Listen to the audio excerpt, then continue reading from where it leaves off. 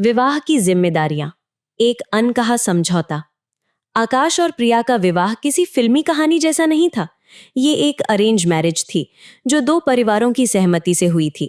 आकाश एक software engineer था जिसकी दुनिया कोड और लॉजिक से चलती थी। प्रिया एक स्कूल टीचर थी जिसे बच्चों की हंसी और कहानियों में सुकून मिलता था। दोनों की दुनिया अलग थी, पर दोनों ने एक नई दुनिया बसाने का सपना देखा था। शादी के शुरुआती दिन गुलाब की पंखुड़ियों जैसे थे, नए, सुंदर और सुगंधित। लेकिन धीरे धीरे जब पंखुड़ियां मुरझाने लगी तो कांटे दिखने लगे। ये कांटे थे विवाह की जिम्मेदारियों के। आकाश के लिए जिम्मेदारी का मतलब था घर का किराया देना, बिल भरना और प्रिया की हर जरूरत पूरी करना। वो देर रात तक काम करता ताकि वो एक अच्छा पति होने का फर्ज निभा सके। प्रिया के लिए जिम्मेदारी का मतलब था घर को संभालना, समय पर खाना बनाना और आकाश के माता पिता का ध्यान रखना, जो दूसरे शहर में रहते थे पर फोन पर रोज हालचाल लेना जरूरी था। समस्या ये थी कि दोनों अपनी अपनी जिम्मेदारियां तो निभा रहे थे, पर वो एक दूसरे के साथ नहीं थे। उनकी बातचीत अक्सर इन वाक्यों पर खत्म हो जाती: तुमने बिल भर दिया, या आज खाने में क्या है। शादी में पति पत्नी की भूमिका बस एक चेकलिस्ट बनकर रह गई थी जिसे दोनों हर दिन टिक कर रहे थे। प्यार था, पर वो जिम्मेदारियों की मोटी चादर के नीचे कहीं दब गया था। एक दिन प्रिया की तबीयत बहुत खराब हो गई। उसे तेज बुखार था। उस दिन आकाश के ऑफिस में एक बहुत जरूरी मीटिंग थी।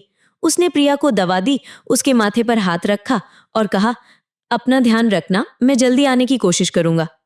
ये कहकर वो चला गया। उसने अपनी जिम्मेदारी निभाई, एक कमाऊ पति होने की जिम्मेदारी। प्रिया पूरे दिन बिस्तर पर अकेली पड़ी रही। उसे दवा से ज्यादा किसी के साथ की जरूरत थी। उसे उस वक्त अपनी माँ की याद आई जो बीमार होने पर उसके सिर पर हाथ फेरती रहती थी। उसकी आंखों से आंसू बहने लगे। शाम को जब आकाश लौटा तो वो प्रिया के लिए सूप लेकर आया। उसने देखा कि प्रिया रो रही है। क्या हुआ? तबीयत ज्यादा खराब है? डॉक्टर को बुलाऊं? आकाश ने चिंता से पूछा। प्रिया ने रोते हुए कहा, मुझे सूप नहीं, तुम्हारा वक्त चाहिए था आकाश। मुझे तुम्हारी जरूरत थी। आकाश हैरान रह गया। पर मैं ऑफिस में था प्रिया, मीटिंग जरूरी थी। घर चलाना भी तो एक जिम्मेदारी है। उस रात उन दोनों के बीच एक लंबी खामोश लड़ाई हुई। अगले दिन जब आकाश ऑफिस के लिए तैयार हो रहा था तो उसने देखा कि प्रिया चुपचाप उसका लंच बॉक्स पैक कर रही है, जबकि उसे अभी भी बुखार था। वो अपनी जिम्मेदारी निभा रही थी। अचानक आकाश को कुछ महसूस हुआ। वो प्रिया के पास गया और उसका हाथ पकड़कर उसे रोका। रहने दो प्रिया, आज तुम आराम करो, मैं बाहर खा लूंगा। नहीं, ये मेरी जिम्मेदारी है, प्रिया ने धीरे से कहा। आकाश ने लंच बॉक्स एक तरफ रखा और प्रिया को अपने साथ बालकनी में ले आया। सुबह की ताजी हवा चल रही थी।